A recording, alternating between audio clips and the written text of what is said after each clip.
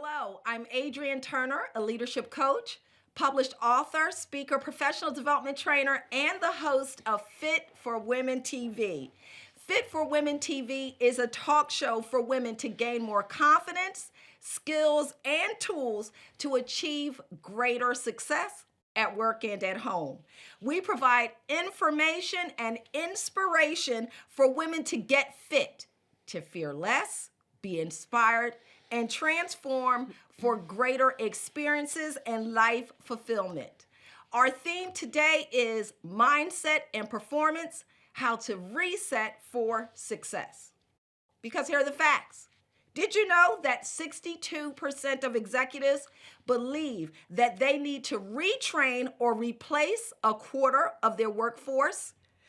Did you know that 85% of jobs that exist today will not exist in 2030? Or rather, did you know that 85% of the jobs that will exist in 2030 don't exist today? It's important to get that correct. And do you know when to bring your own seat to the table? Or how about build your own table? Well, those things take courage. And sadly, a report by NPR that I read this week shares that women are leaving the workplace in stunning numbers. Women are leaving more than 4 times at the rate of men. This pandemic and the stress in the workplace is causing women, among other reasons, to abandon their jobs. But guess what? Now is not the time to give up. It's a time to prioritize and to strategize. It's a time to be creative. Now is the time to strengthen relationships. And as my mother says, get your mind right. It is time for us to do that so that we can face the challenges that are ahead. And today, we are going to talk about taking steps to manage our mindset so that we can perform to our optimal levels. And we're going to do that with our guest, Erin Jewell. Now, Erin is a passionate speaker, coach, and an adjunct professor at Villanova University, where she teaches leadership and mindset. She enjoys meditation, running, and she recently became the bonus mom of 3 amazing little humans, as she puts it. Erin's mission is to empower female leaders to become role models around the globe. So let's welcome Erin McCloskey to the show. Yay! Erin, thank you for being here. Well, thanks for having me, Adrienne. Yeah, it's great to be here. Well, I met you, what we say, about 2 months ago. I found you online. Yeah. She was doing her thing, sharing how she supports individuals with mindset coaching. And I was looking for a speaker, and thank you for being a part of that event and being who you are. So how about if we get started with like some of the stuff that I just talked about? Because I know that we have the similar mission to empower women, but there is an elephant in our rooms. And that's how we as women empower and support one another. So I was reading an article yesterday, and Inda, I want to say Nui, she is the CEO of PepsiCo, and she said that even she has had a lot of male mentors, but not a lot of female mentors in her career. What can we do as women? I know it's dear to you to support one another through some of these challenges. You know, Adrienne, it's such a great question, and it's not one that's easily answered. And at the same time, there is a solution. You know, what we're dealing with right now, we live in this environment where actually a lot of women are talking about, it seems, being supportive of other women, but behind closed doors, that's just not what's happening. And it's almost this like taboo topic, and I'm not quite sure I fully understand why that's the case, for women to openly state that they struggle supporting each other.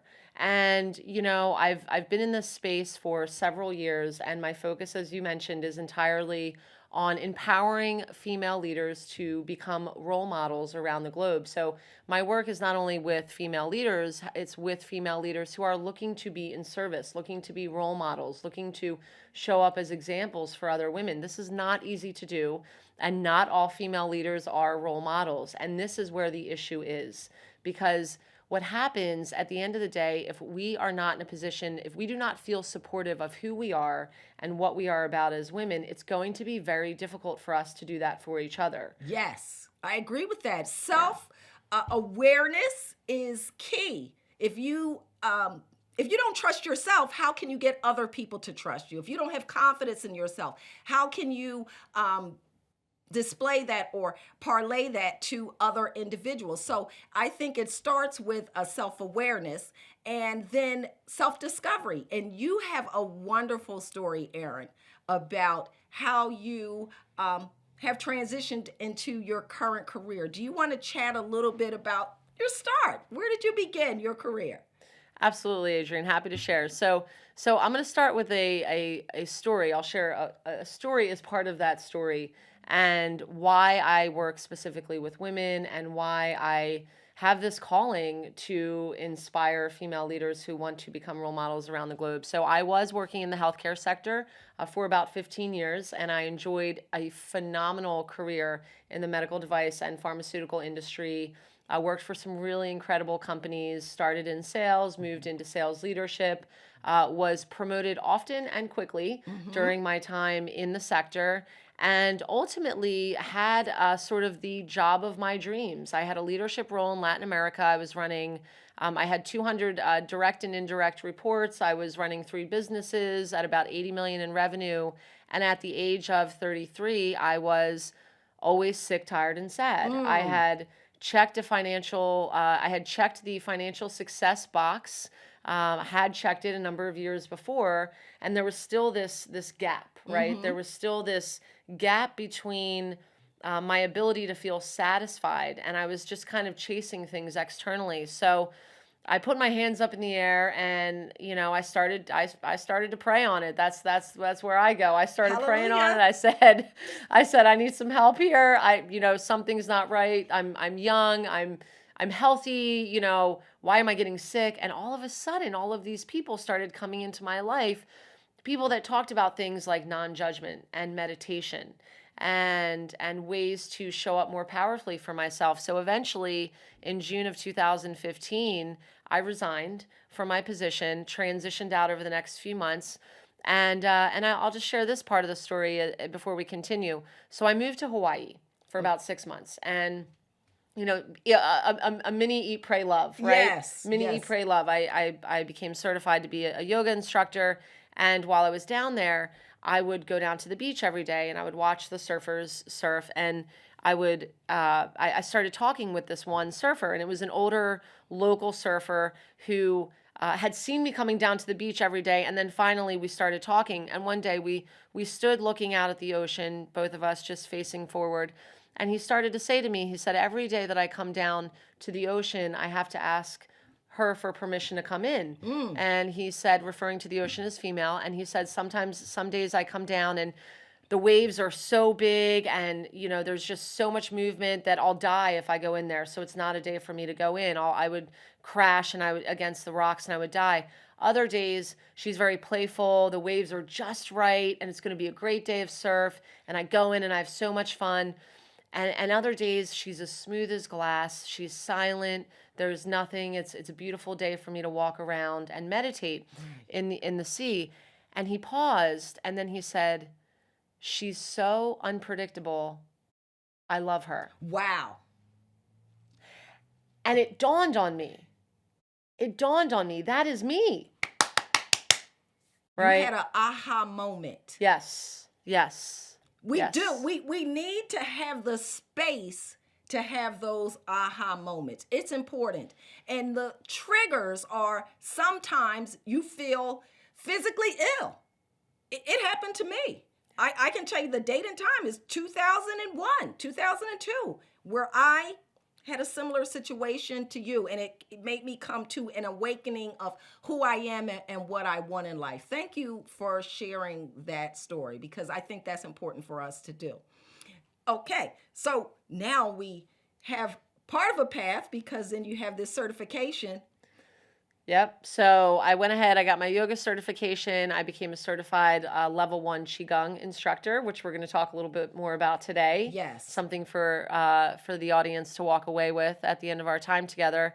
And I also became certified in pranayama, which is basically formal breathing technique. And I became very connected with the idea of self-care. So about 7 years ago is when I really started diving into what is the practice of self-care, understanding it, translating it. And I co-founded a healthcare startup in back in 2015. This healthcare startup, we built online health empowerment solutions for physicians and certain individuals in the corporate sector. That ran its course for about 3.5 years. Three things happened. IT was not a core competency of ours. And so we just really, it wasn't a scalable model. We couldn't make it big enough for the investors that wanted to invest in the business. And as a result, we ended up running out of money. And something else that took place was I realized that I far more enjoyed the therapeutic aspects of the business than actually running a company. So that led me to dive into building my own personal practice, which I've been doing ever since and haven't looked back. So there's a couple messages there. One is that, first of all, you did something. You know, this is not who I am, or I want to figure out who I want to be. So you took some actions, and then you failed. That's what it sounds like to me, right? Yeah. But that's not a bad failure. When we talked before, I shared that it's important for you to know the things that you don't want to do, just as it is important to know the things that you do want to do, what does drive you and where you truly are. And it's through our experiences that we learn that. So you learn through building a company that maybe that was a road to get you to who you are. It's a funny thing. We've got to know what we are not to know what we are. And we've got to know who we are not to know what we are, to know who we are. Yeah. Yeah, and, for sure. And that failure, so to speak, that you had, I've had a business failure as well before I discovered Coach Adrian. But what were some of the things that you learned? Why is failure so important? Because we talked about, like how we're under stress and companies not companies not supporting us, but the statistic where executives are going to be looking to retrain and retool us. So what can we learn through those failures? Oh, I say this every time I start a new class, a new leadership class. I say not to worry, because I have failed so many times that I've learned how to be an effective leader. Yes. So I've truly learned how to be an effective leader. So listen, here's the thing. If you want to increase your success rate, you've got to increase your failure rate. It's just that simple. It's a numbers game. So you increase the number of failures that you have, you will increase the number of successes you have. I mean, that's it. That's it. And then also, you have to move forward and do things even if you don't know the end result, right? Clarity, you said this, clarity comes as you move forward. Absolutely. I mean, it's more will be revealed, right? And it's one of these things where you take that leap of faith each and every day, not necessarily knowing what the outcome is, and that it's in that space of open-mindedness that you are able to explore, and more opportunities just come to you that way. Yes, I agree with that. Yeah. You've got to be moving in order for you to attract the attention and opportunities that are there for you. They're there. It's our time. Yeah. Like now is not a time to shrink up. I think now is more of a time where people can shine, but we've got to get our minds right. And that's where you really can support individuals with your mindset coaching. Do you want to talk a little bit about that, how you help individuals? Yeah, absolutely. And it is all about the mindset. And you hit the nail on the head. It's all about the movement too. The movement gets to look different though. So it's like that old cliche, the definition of doing, crazy is doing things, the same thing over and over again and expecting a different result, right? Yes. So that's a really key part of all of this, right? Because you fail, you remediate, you look at what happened, you understand what worked, what didn't work. And that right there, that part of the process is extremely difficult to do if you don't have a perspective of a winning mindset, quite honestly. right? Absolutely. Because if you're looking at the failure, let's just call it what it is, and you're saying, and you're, as Brene Brown talks about, you become full of shame and full of guilt and full of, that stifles you and that stops you. And that it's not a healthy pause, because sometimes the pause can be healthy. It's like taking that break and taking that pause after we've gone through an event, and we say what worked, what didn't work. And then we take what we like from that and we move forward on to the next step. And that's really what a lot of my work is all about. So, as a mindset and growth coach, what's important to understand is, number one, no matter what, I am okay, right? No matter what.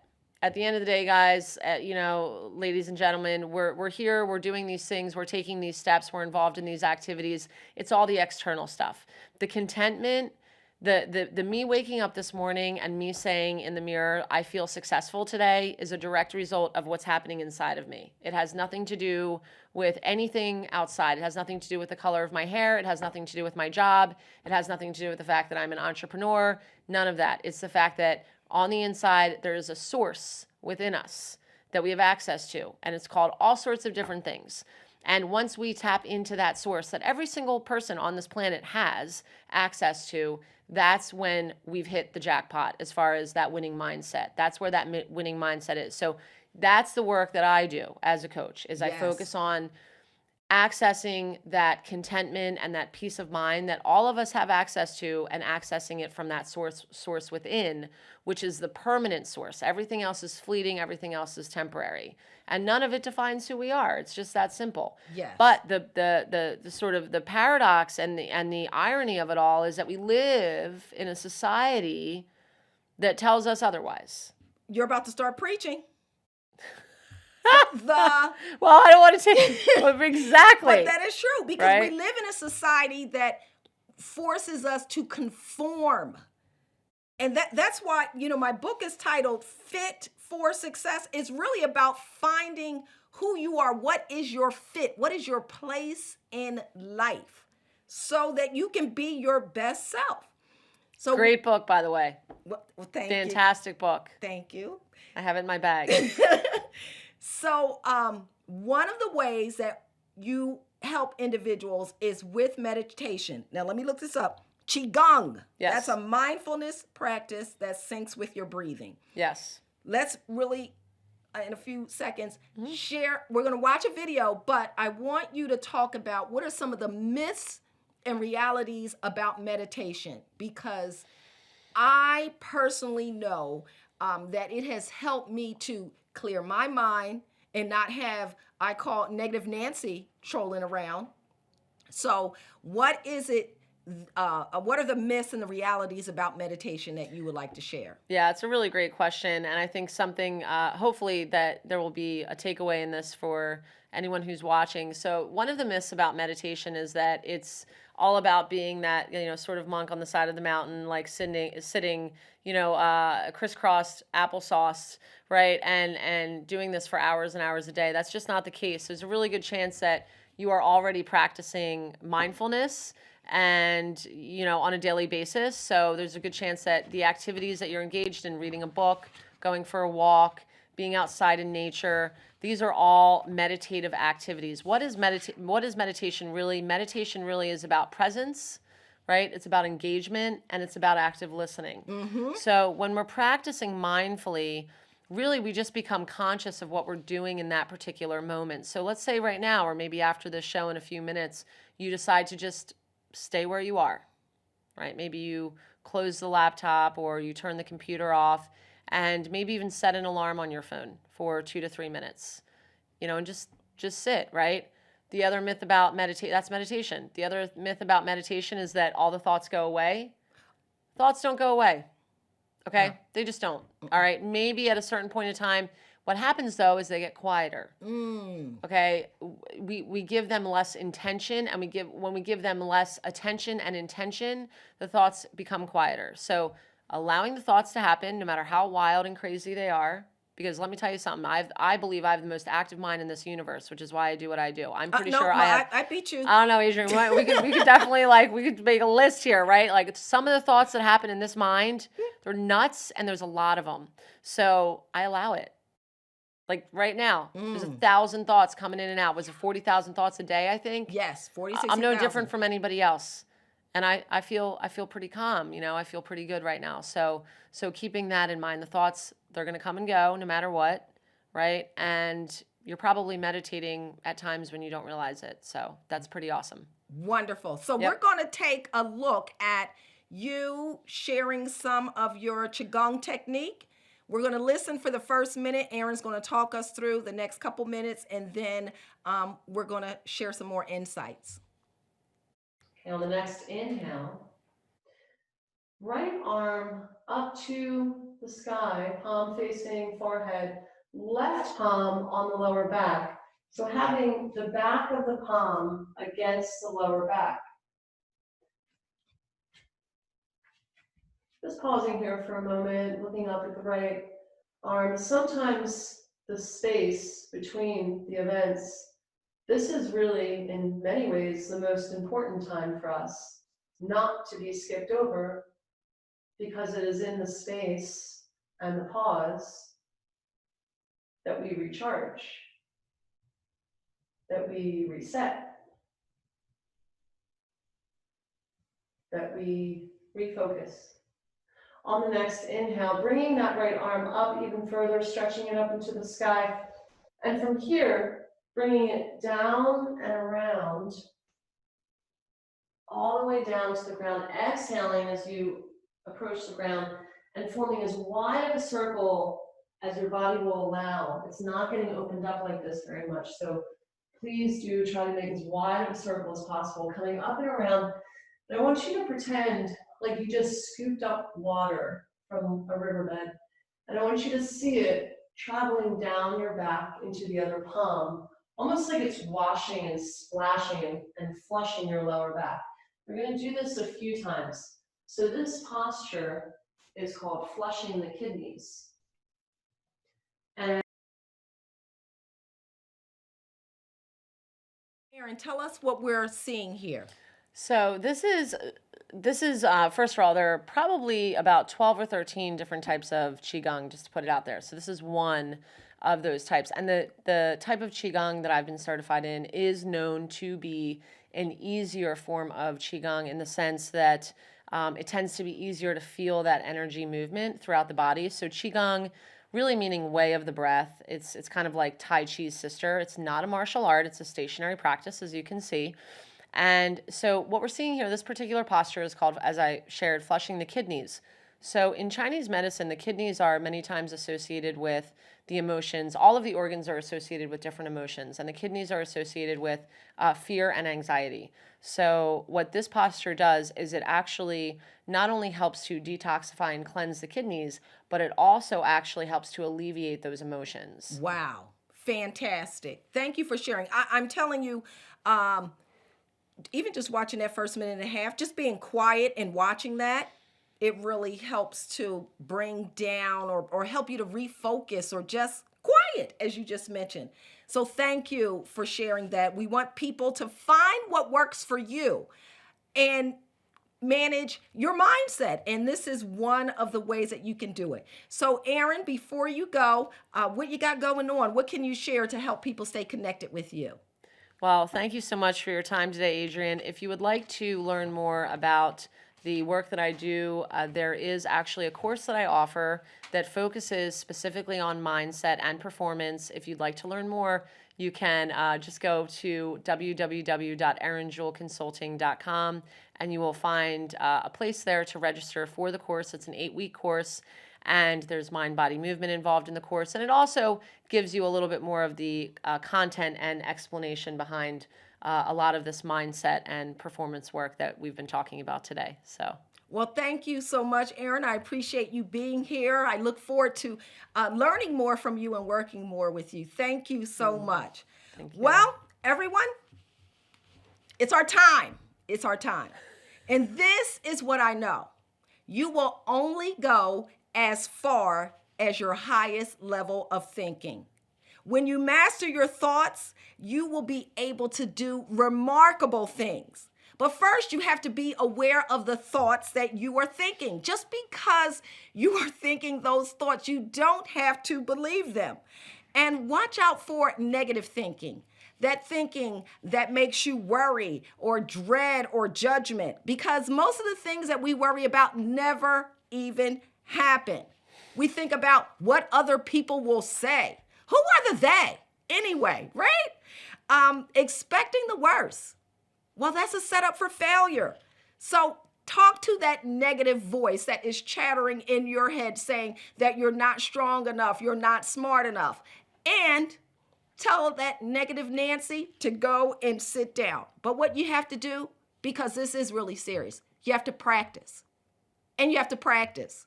And you have to practice so that you don't dwell on the negative and you replace thoughts with more positive, uplifting themes that help you to move forward. And lastly, remember that you're in control. So fight back, recite those affirmations, and think big. The bigger you think, guess what? You're giving yourself more options, just like Erin did.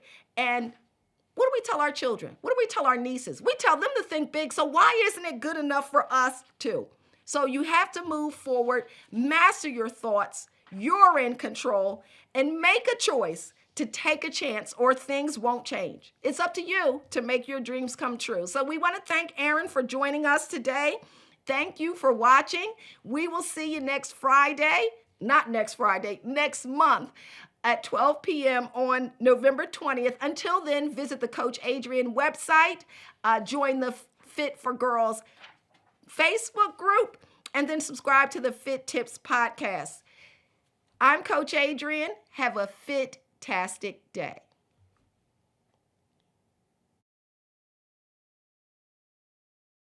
Thank you for watching Fit for Women on BCTV with Coach Adrian. And catch up with Coach Adrian Turner at www.coachadrian.com.